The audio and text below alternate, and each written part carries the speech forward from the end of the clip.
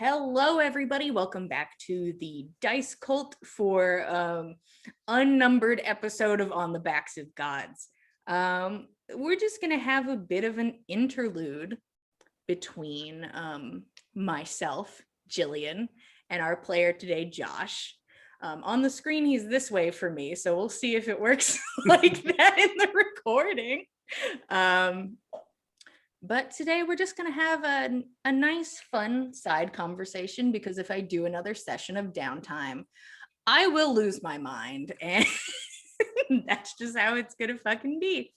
But Roshan has recently made himself an acquaintance, and that acquaintance has upgraded itself rapidly to what one could refer to as a boyfriend. In Egill, the man who about a month and a week ago may have exploded them with a bomb, but we've moved past that. Yeah, we're not worried about that anymore. No, this is new Egill. He has yet to blow anybody up yet. Yeah. The best of anybody's knowledge currently. He probably hasn't killed. He probably hasn't blown anybody up. Yeah. Rephrase. That we know about lately. Yeah, he probably just like he hasn't. But has he? We don't know. Well, once he's outside of Galunder, honestly, can do whatever he wants, I guess. I'm not gonna ask. Yep. And that's why we're here. To not ask about that. But I think during this time, once the hot pool eventually gets working as this old wizard and his very attractive female assistant, or vice versa, nobody can really tell who's kind of the wizard here. Everybody just seems to be wizarding. Maybe they're just partners in magic. Anywho, they finally get the place up and running to Egill's standards, which includes the hot pool not being freezing cold in this basement in a winter scenario, as winter rapidly approaches. He's not getting in the pool like Roshan did recently. That's not his prerogative. But I think currently there are two dudes chilling in a hot tub, and they are not 5 feet apart because they're at least a little gay. It's it's somewhat apparent. To be boyfriends, you kind of have to. You kind of have to. It's not mandatory, but it usually helps. And that is where we are, and that is where we can start. So I think for probably 10 or 15 minutes, they're just quiet, maybe a little bit of small talk. But after being quiet for a while, Roshan just lets out an anxious sigh, pretty obviously thinking or worrying about something. Yeah, I'm just gonna roll insight for funsies. Yeah. Just for fun. We're here to roll dice. Okay. With a 24, it's very obvious and apparent in the quiet of this room, just an emotionally fueled sigh. And Egill is currently like lounging, like arms up on the side of the pool, and eyes closed, like head back, and it's just this one eye sort of opens.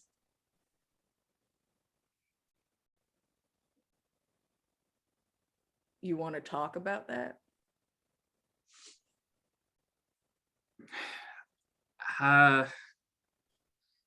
Guess I'm just worried.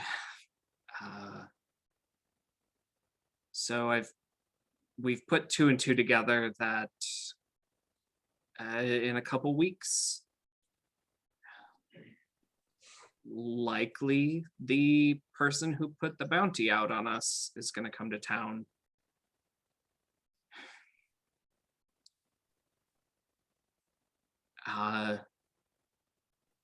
And I guess, is that something we should be worried about? I gotta be honest, I'm truly shocked nobody's fucking talked about this earlier.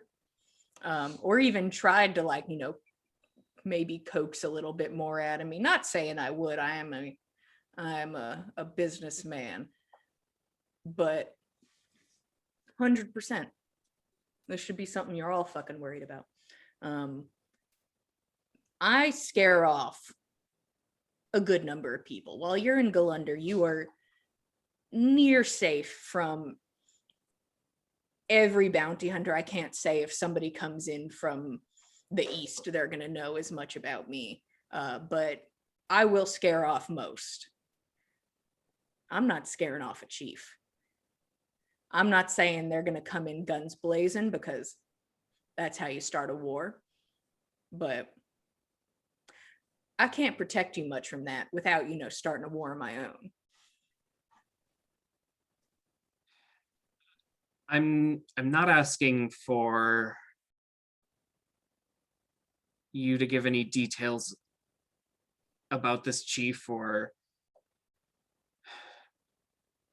share who they might be, but do you think they'll come to town and be a threat? Or since they're in our territory, in our home, do you think we can trust them to keep their hands in their pockets? What do I think? I think decorum is one thing. I think the more, the more silver the spoon in one's mouth, the probably more of a standard one is held to. But this person was willing to give me 50,000 gold to see y'all dead. So do I think this person is going to do something overtly? No. If they do, ballsy. It will assuredly start something in the West. And if that's their intention, that's their intention. But you are not safe. You're probably safe while you're in this building.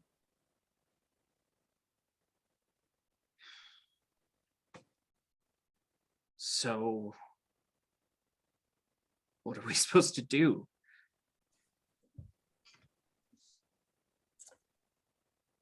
I mean, first off, not get fucking killed. That's really the goal of this. I mean, I'll do what I can. I'll keep feelers out, see if anything seems out of the ordinary. It's the best I can do. I'd love to do more, but I am contractually bound in a way where I can't do things a certain way.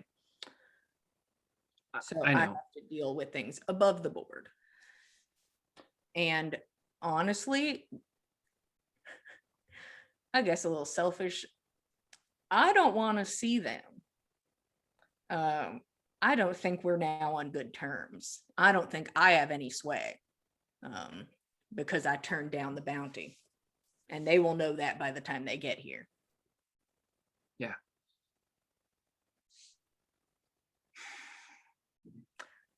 You guys are going to have to figure out something.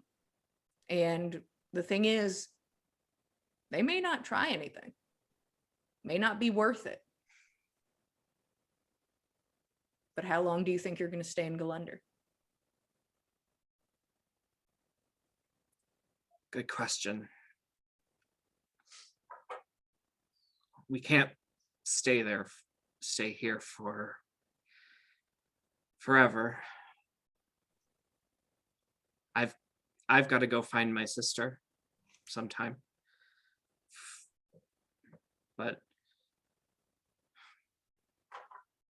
I'd hope that they're not ballsy enough to try something here, because I do think we have a whole town who would back us up, which I guess by process of elimination weeds out at least one or two more chiefs, because if they wanted to start a war with us, I think it's pretty obvious who'd win out of, well, in some cases at least. I will just remind you, and the thing is, this isn't a death sentence. But keep in mind, they seem to know what all you were up to. That's another thing. How in the hell did they know? Even if I wanted to tell you that much, I can't. I don't know that information. They just put the bounty out and told me what the crimes were. Also, something I've deduced on my own. This is something you can use in your day-to-day. I kept saying when we were first talking that you had, that all of you had killed a lot of people on the road. I had no proof of that. And nobody corrected me. Just something to keep in mind. Sometimes you just have to act like you know shit. Yeah, I'm trying to remember as a player who we killed on the road. Yeah, the thing is, you guys killed some people on the road. You killed some of Egill's men on the road. Yeah. You also killed like a whole battalion of orcs, because orcs are people. That's right. You also killed some people in the mountains. So you've killed probably around 20 actual humans. Well, the people in the mountains were not, they were also bad. I mean, you were attacked in most of these situations. It was not like you attacked good people, but still people were murdered, is the thing. So it was just Egill basically getting all of you to admit that casually, because he didn't know. And then it looks more intimidating when he's right. And it happened to work out in his favor that time. Yeah. Listen, I've killed a shit ton of people. Not here to pussyfoot around with nothing. But I would say just be ready to fucking go. Be ready to maybe break some fucking rules. Be aware of your surroundings. Have a game plan. All of you need to be in the know. Do you think it could be safer to leave? Do you think you could get all your friends out of here? And if you did, and then maybe these people realized you weren't here, you have now left the safety of Galunder. Yeah. See, but I like the brainstorming. I think the best option, and you can definitely come up with your own, it may be to play the part of good fucking citizens. You stay in the eye of the people. Don't act fucking suspicious. Don't get caught if you're going to rifle through people's shit, that kind of stuff. Yeah. We are, though. We are good people, and I'm mostly worried that someone's going to show up and say something that we don't want to lie about, and or have some proof, and I don't know. guess I'm just worried. Roll persuasion with advantage if you'd be so kind. 24.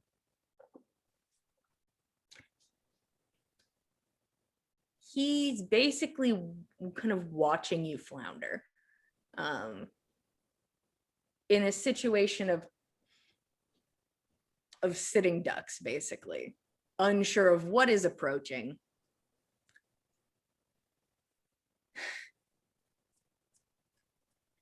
Making it real hard to keep fucking secrets to myself. Don't. I don't want you to break any contracts or secrets or whatever. I mean, I technically do not have a contract with that person anymore. I technically already broke the contract. I know. You don't have to sully your reputation or do anything like that for us.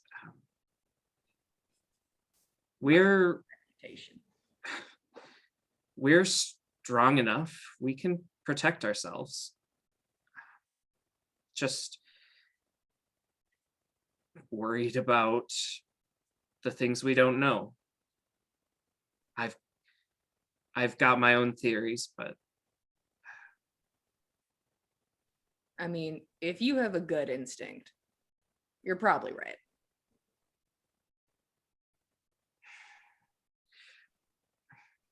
yeah. So Roshan's going to scoot a little closer in the hot pool and just intertwine his fingers with Egill's and give a final little sigh and change the subject and ask, so what's it like where you came from? Not Olafsfeller, but do you just call it hell, the mouth of hell? It was a lot easier just talking about planning about you guys not getting murdered.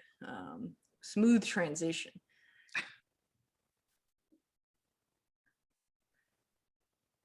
It depends. Sort of depends where you are living. Some people refer to the whole thing as the mouth. It's a lot easier than just saying your boyfriend's from hell. Yeah. We don't usually say hell too much while on the island. But yeah, usually the mouth, the island. Usually if you talk about the island, people know what you're talking about. It's the one fucking island, one hot spot in this whole goddamn continent. Well, you're not wrong about hotspot. You are a baby in the cold. It is. I cannot explain the difference in temperatures between the two.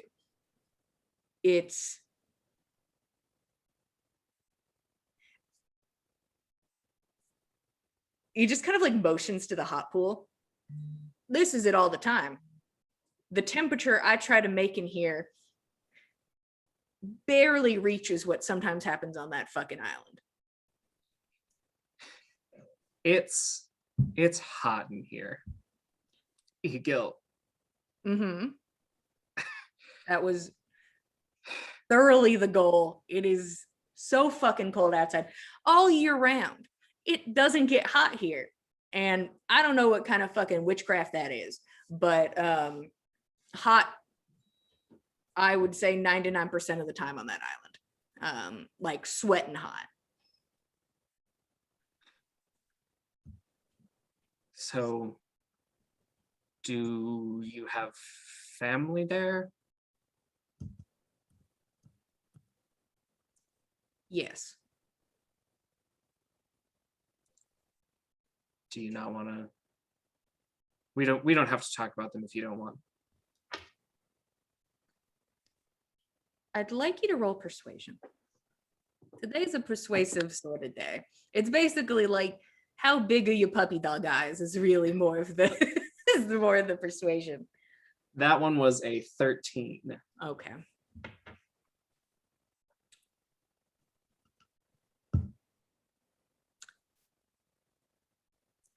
I haven't seen them in a long time. And they do not mean much to who I am now. That's valid. Do you have I guess friends? Is Valrone someone? Where's she from? Is she from there or? She is also from the mouth. That is where we met each other. We have been together since we left the island. Oh. I would consider her closer to family than friend if I have to do it, because first off, no friends. An associate, a coworker, a very close coworker.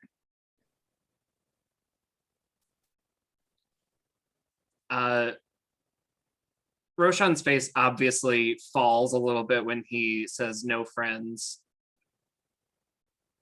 And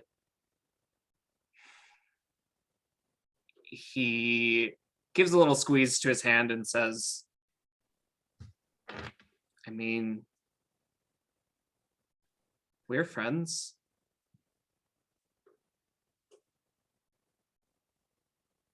I mean, I'll tell you straight up, I told you that I am not looking for friends. And that does not mean we do not have a deep level of connection. I am not looking for the middle ground of friend. That's where you start tangling your knot, as it were. If you're working on a loom, you can add a couple more threads, but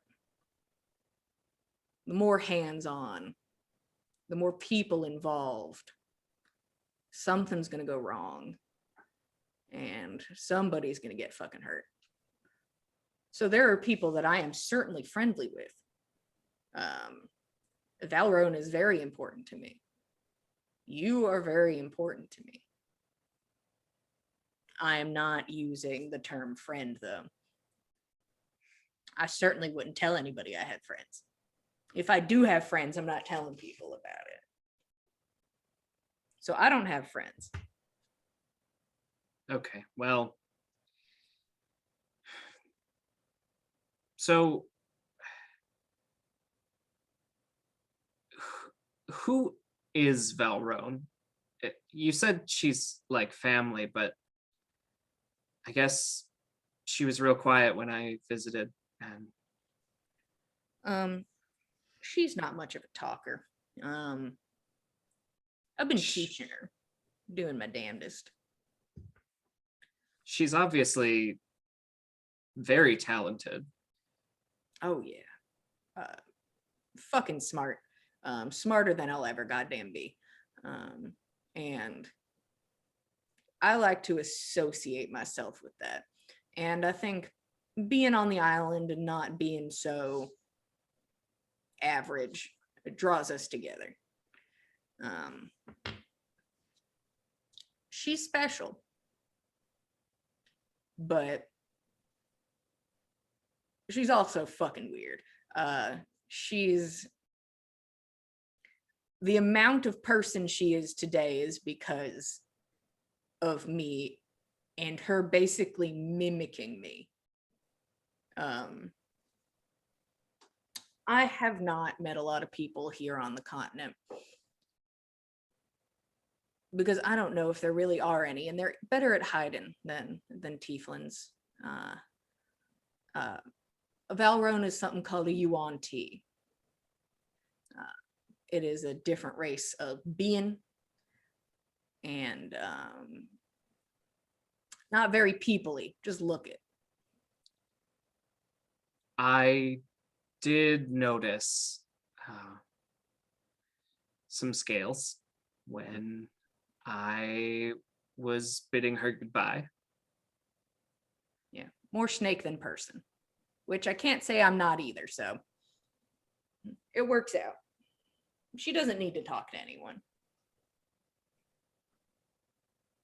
Okay. Is it asking too much to know why you left? Left the island. Yeah.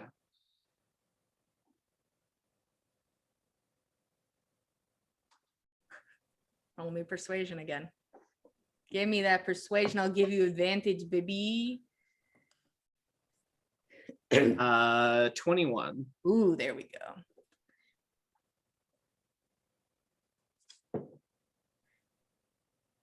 I left the island because the choices I make are based on survival. And I could not stay there if I wanted to survive. I'm sorry. I'm fine. Very profitable change of workspace. Yeah. So Roshan like chews on the inside of his mouth for a hot second. Trying not to like, he's like very aware, but just trying to be super chill about it. Like, okay, take your time. I don't want to put you on the spot or make you feel uncomfortable, so feel free to just ignore it. But I noticed how upset you were when Saga mentioned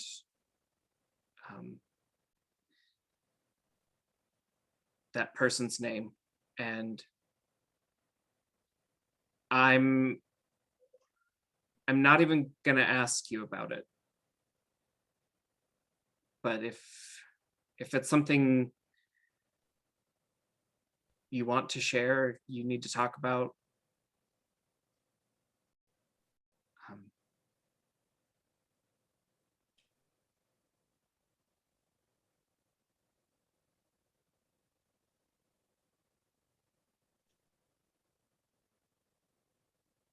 Roll insight. 7. Oh, okay. I'm pretty good at insight, but not right now. Not today, boys. You kind of watch him go from that, like,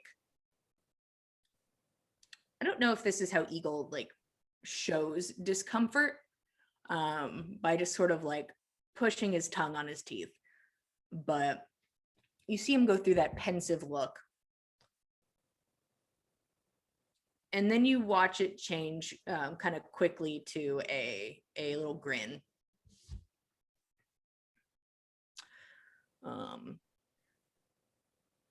Sarah ain't nobody. I saw an opportunity. Miss Saga came to me and said some name in front of me like it was supposed to be important. And I took it and ran with it. Honestly, didn't want you guys to do the Brandon job. Too risky. I wanted those papers signed. That's what it is. Sarah ain't real. But I would not go talking about it in case there's somebody named Sarah and you guys get them murdered.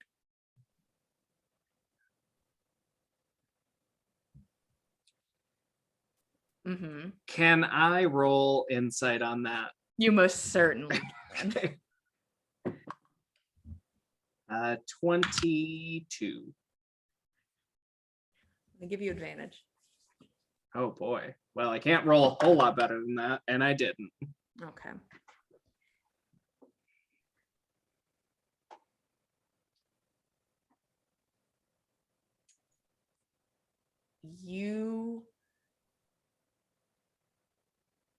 He said it like the truth. It came out smooth and easy, just casually talking. You saw his reaction when Saga said that name. Maybe he's really good at acting and he played it up, play it up for the camera. But you're unsure. You're not sure.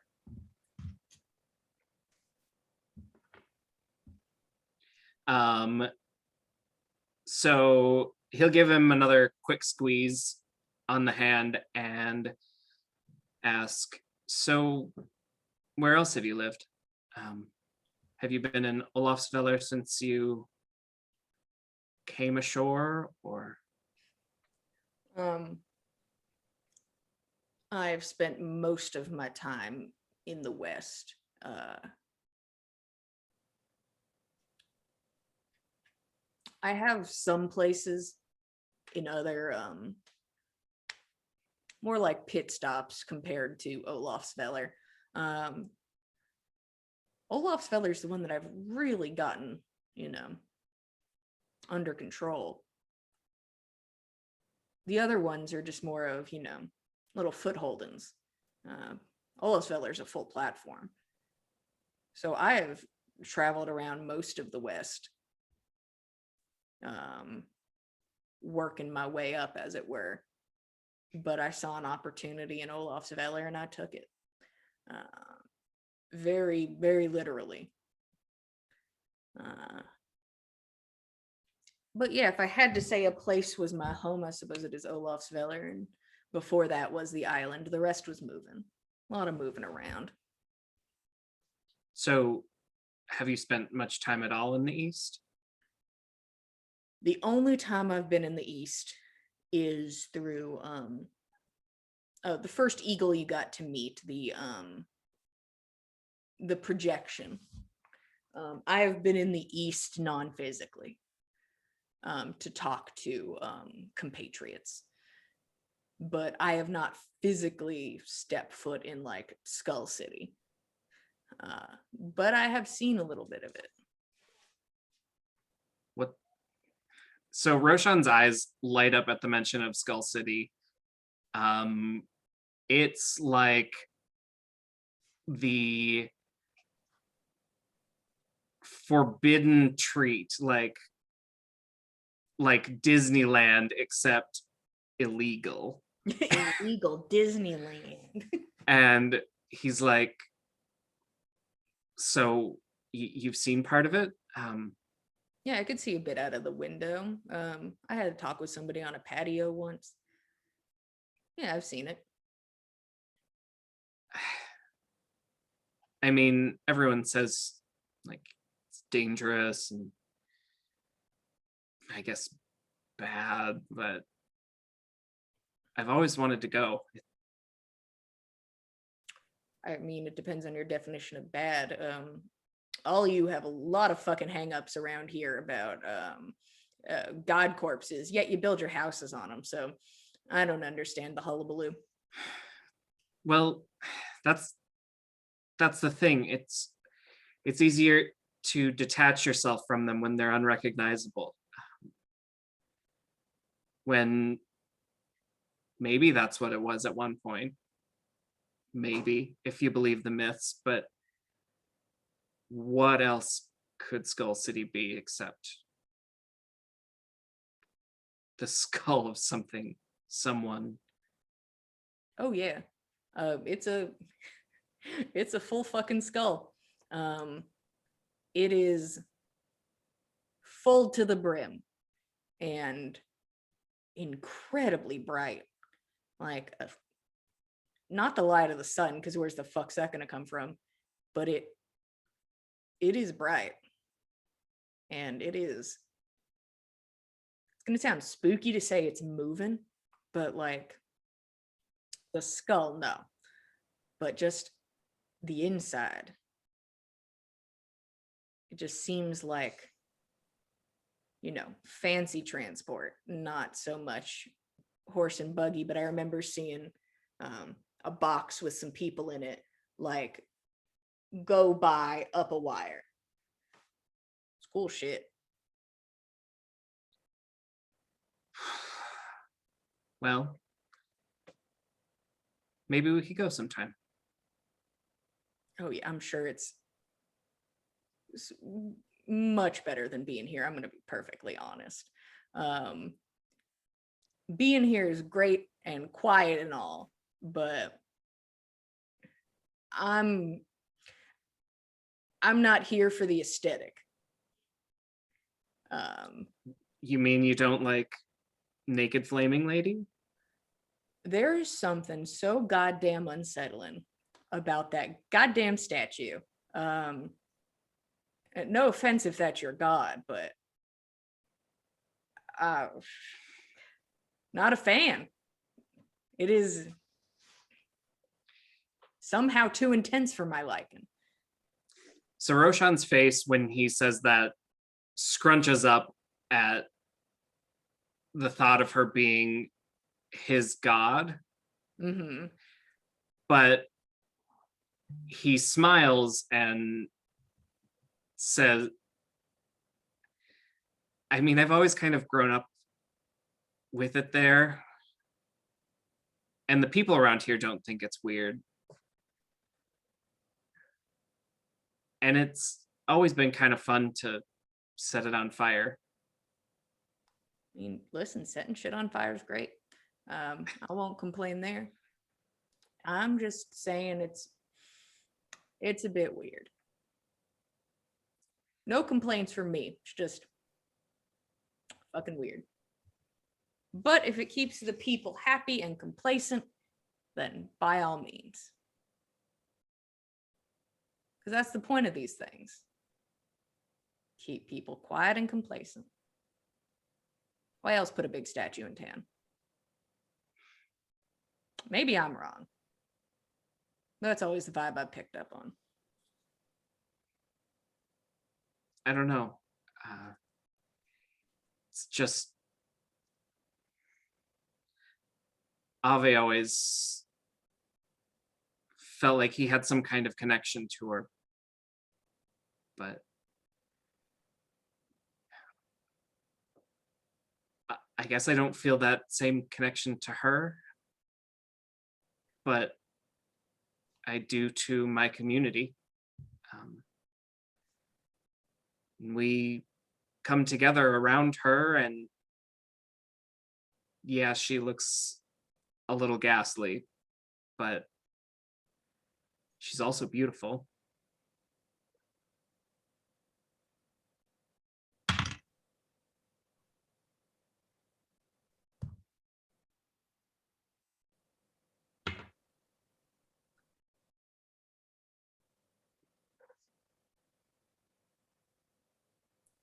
I will say I've noticed something while we're on the topic.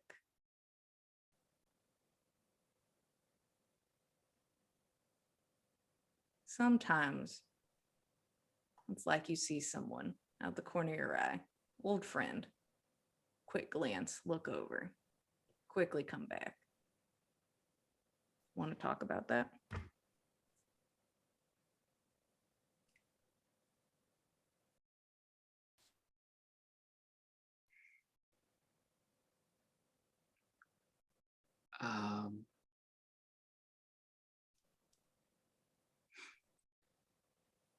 Yes and no.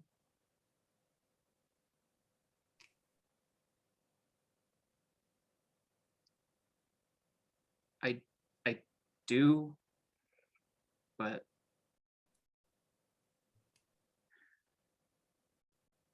I'm not sure what there is to say.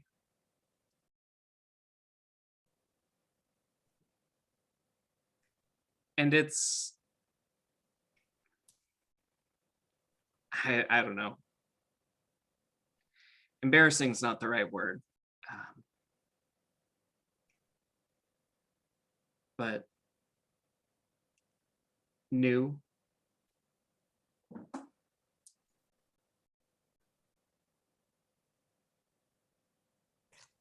If I could fully define what it was, I think I'd be happier speaking about it, but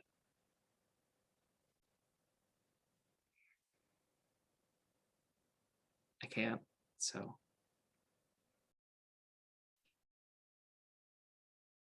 Well, I suppose hit me up if you can figure out what exactly you're dealing with. I've been trying. I've been in contact with someone about it,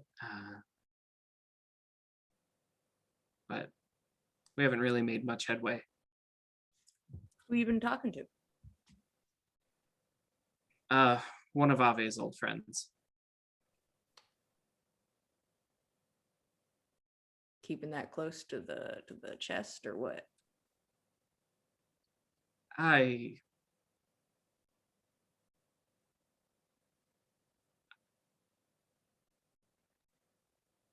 Roshan doesn't know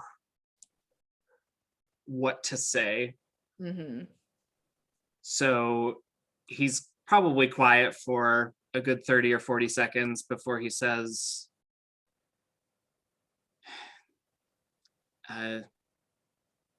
it's a woman from the West.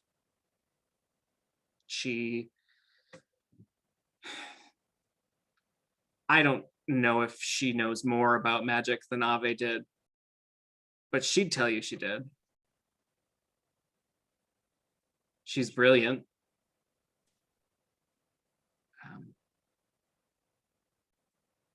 And to be honest,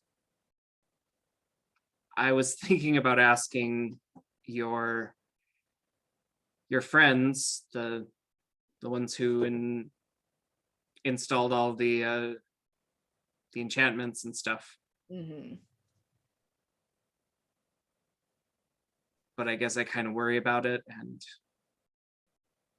I feel like since she's Ave's friend, that I can trust her.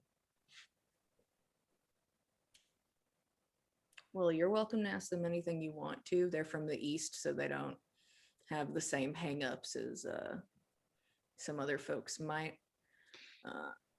It's a shame that you won't give me this person's name because I like to collect me some smart people. But that's fine. I will not push for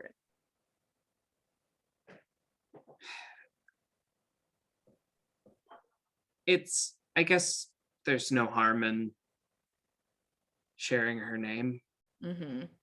Her name's Dagwood. And if I wanted to send a letter to Dagwood? She lives in a town on the coast. I cannot remember it right now. Aarontoft. Aarontoft. But she's a pretty intensely private person. Mm. Kind of an outcast, doesn't trust a lot of people.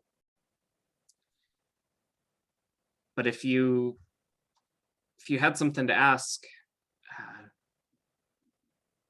I could probably ask for you. I think she trusts me. All right. Usually that's the kind of person I like to work with. Usually don't want to find yourself social butterflies in my line of work. So if I have any questions, I'll be sure to field them to you first. Yeah.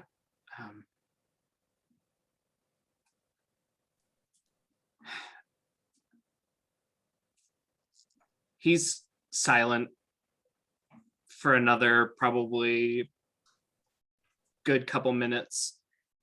And then he asks, So, what do you do for fun when you're not sitting in your hot pool? This honestly feels like a call out. It's gonna make me sound so fucking sad if I say that's the fun part. I like to relax. I like being comfortable and, either sitting in a chair and filling out, goddamn forms, writing up contracts, reading somebody else's fucking contracts to make sure they're not going to outsmart you, or trekking it through the woods and looking for somebody who's on the run. None of those things are comfortable. There is something nice about getting to unwind.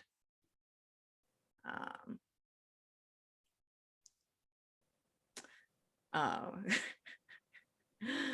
sucks to say I'm not very fun. Poor choice on your part, I suppose. Once I get things settled, I'd love to do more traveling, but I can't exactly just start wandering out and expect all of this to just go smoothly. Now, once I get Olafsveller, that's a different story. Who's gonna fuck with a chief? That's the thing. But for fun, I'm sorry if this is devastating. I don't drink much. I don't take anything because I can't be caught unawares.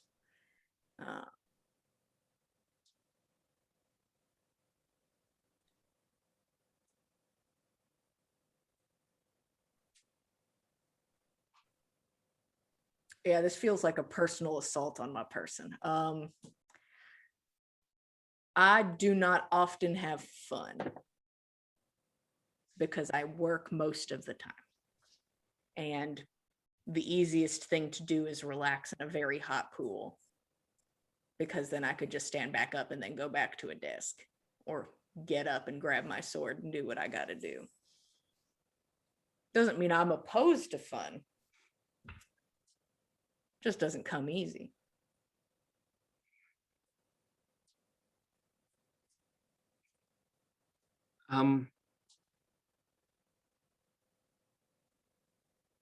Since you brought it up, Roshan will exit the pool and go back over to his pack and grab a small glass vial with a clear liquid in it and bring that back to the hot pool and say, so what is this stuff? You called it Drommer? Yeah. I'm shocked you still have that on your person. Should have put it in the fucking pool too.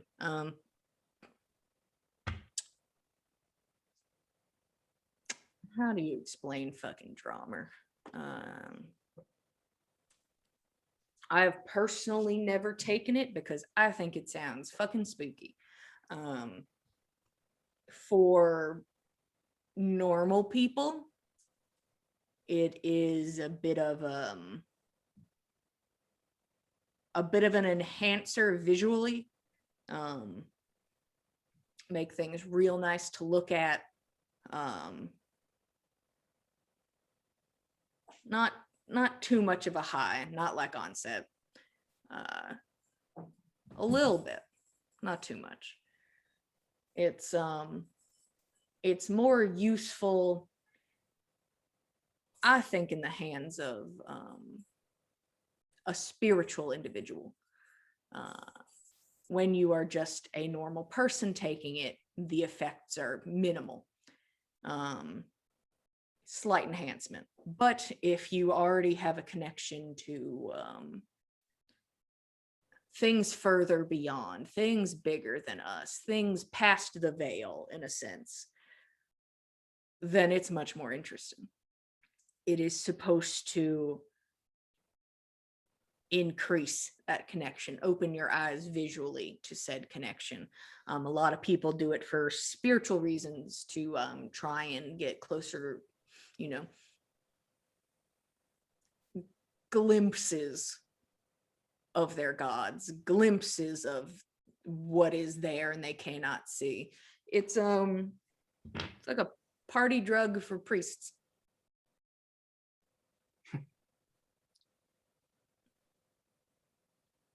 I haven't been able to let it go.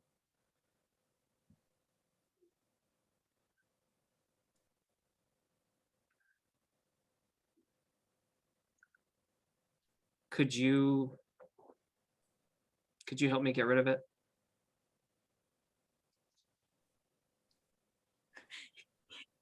Did you come back and get in the pool, or are Yeah. you still outside? He's just like looking at the distance, like, huh.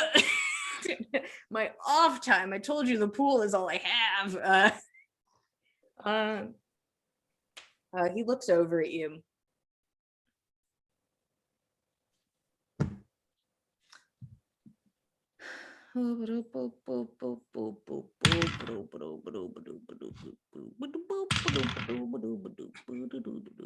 Worst roll of the day, but that's not saying much for him at this moment.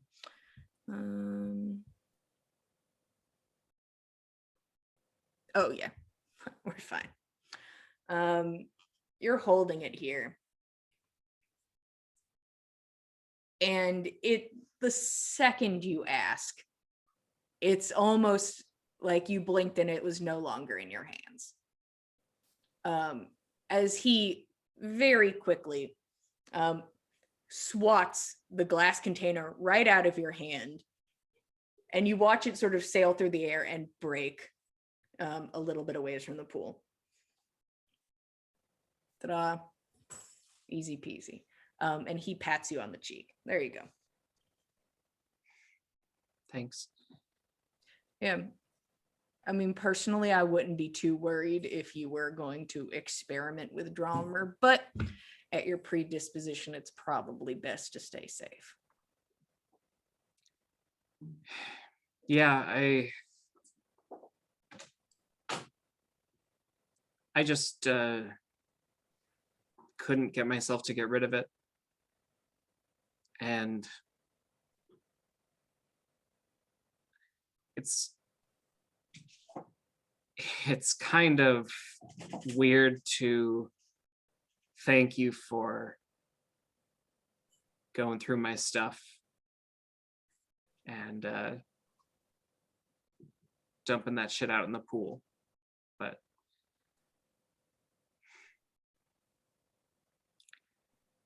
I don't like what it did to me. So thanks for helping me get rid of it. Of course. No need for thank yous.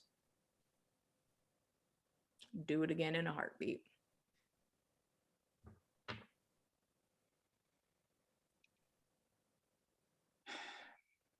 So Roshan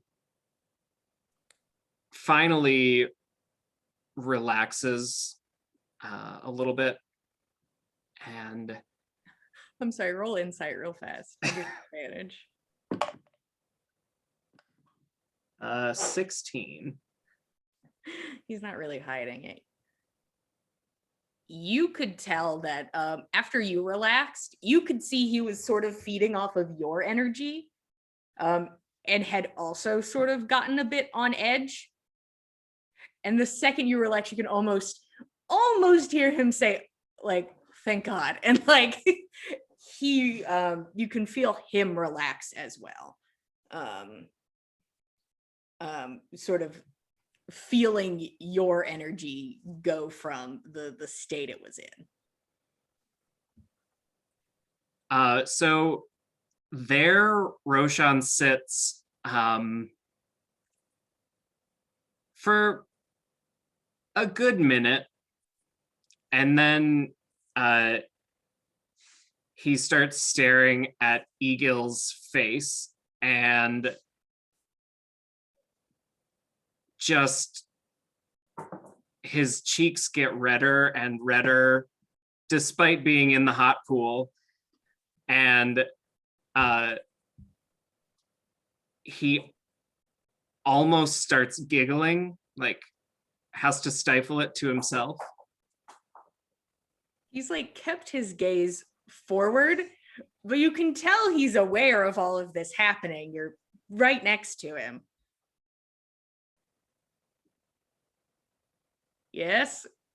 Is there a fucking problem? Is there something on my face? So Roshan sits beside him and cannot look him in the eye when he asks this. But he says, "Can I touch your horns?"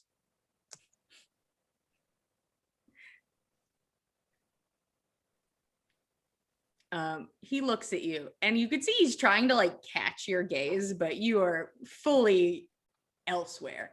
Aren't you fucking sweet asking? You can touch whatever you fucking want to. So just with an embarrassed look, Roshan will lean over and just gently touch where the horn comes off of his head, and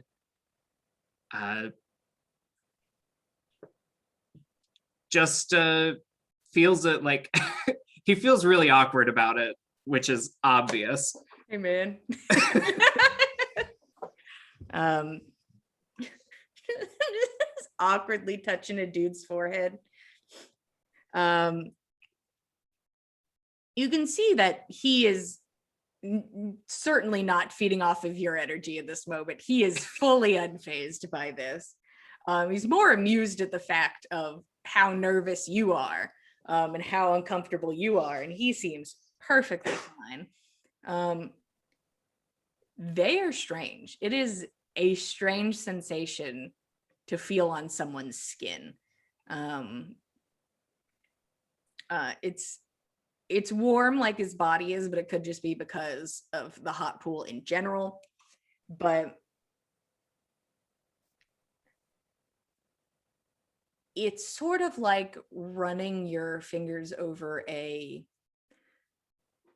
porous rock. There's a bit of softness to it, but there is a rough texture to it.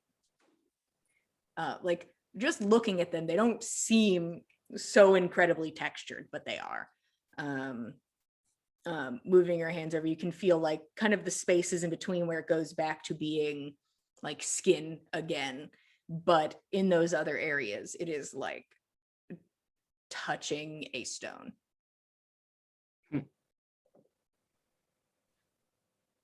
So he probably does that for 6 hours later. Huh. Huh. Not what I expected. Interesting. But after that, he'll probably just plant a kiss on his forehead and turn away and sit next to him, still fully embarrassed that he needed to ask and that he felt awkward about asking. You need to fucking relax. It's what the hot pool's for. There's no need to be fucking embarrassed about it. Sweet that you didn't just come over and slap your hands on my forehead. So that's appreciated in and of itself, but not necessary. Thanks. I've never met anyone with horns, and Hmm. I thought they were neat.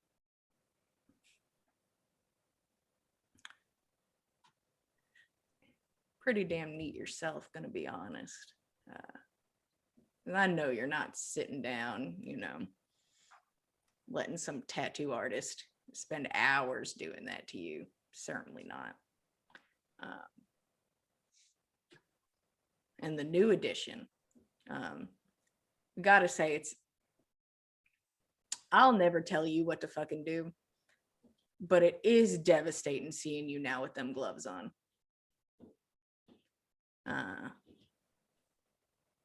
But that is your choice. As you can see, I'm a bit of the I show what I have movement.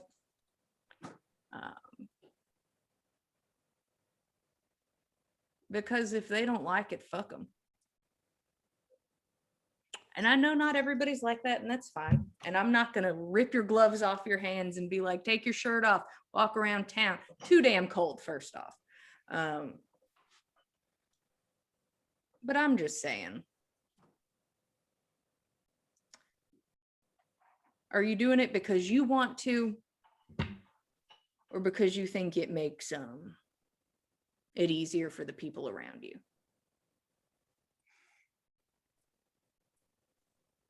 Well, to be honest,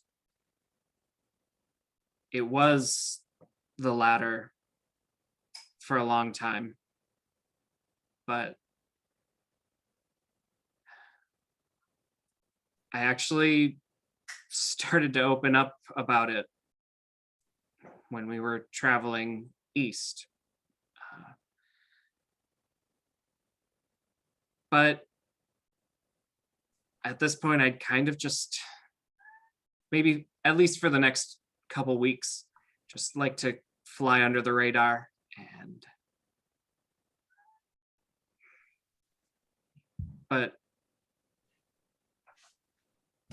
maybe if you want to, I could take my gloves off and we could hold hands out in public. Aren't you a fucking romantic? That would be appreciated. That does lead me to a topic.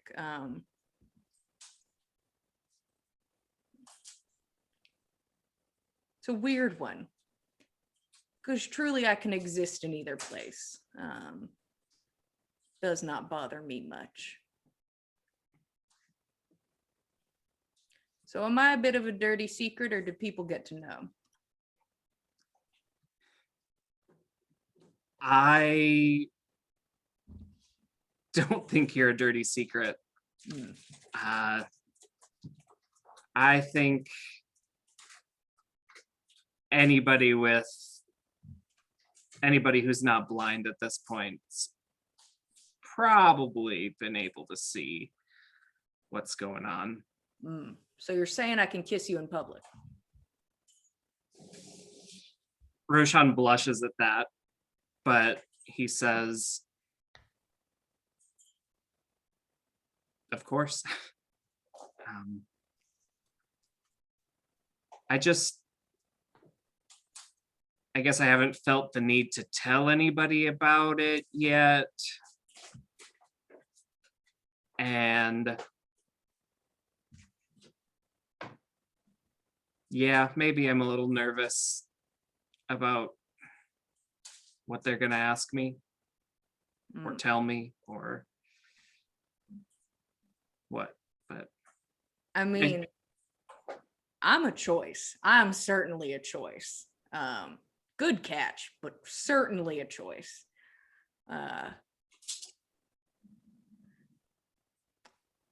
Nobody can really tell me what to fucking do. Why should anybody tell you what to fucking do?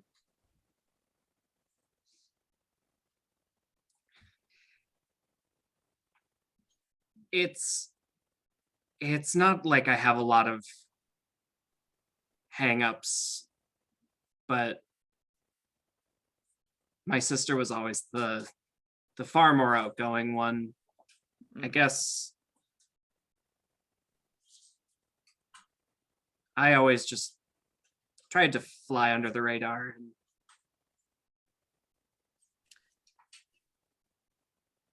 I don't know if you're going to be doing that anymore.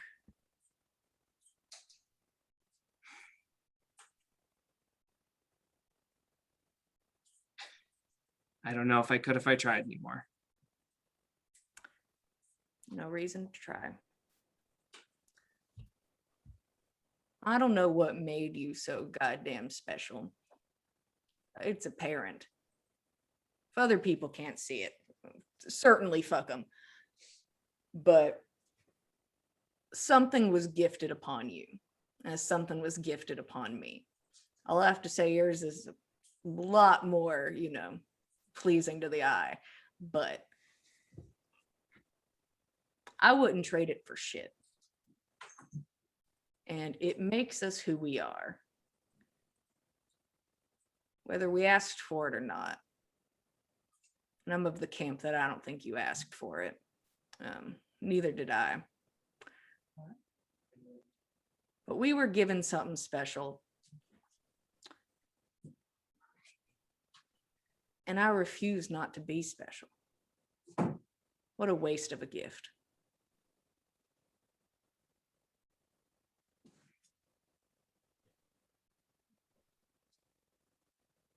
So Roshan's not going to reply to that other than maybe a small smile, but he will lean over onto Egill's shoulder and pull Egill's arm around him. Easily lets his arm be pulled. And he just sort of like starts like tracing with a hand, just the outline of like the tattoo that is there. And you two quietly sit in the hot pool together. And we pan out. We pan out through the building. We're over Galundo. The stars are in the sky. He's like, it's 10 p.m. I'll be up for another 30 minutes. I'm so tired. Well, there you go, boys. I forgot I was also being streaming person. Thank you guys so much for being here for On the Backs of Gods. This won't be posted probably at the same time, same place, so I can't say when it's happening. But if you'd like to watch the main show, that is posted, live streamed every Monday at 8 p.m. Eastern Standard Time, where maybe some of this conversation will get to leak its way into our main plot. Who knows? But thank you guys for watching and being here for this short interlude. And we will see you next time. Good night. Thanks, everyone. Bye.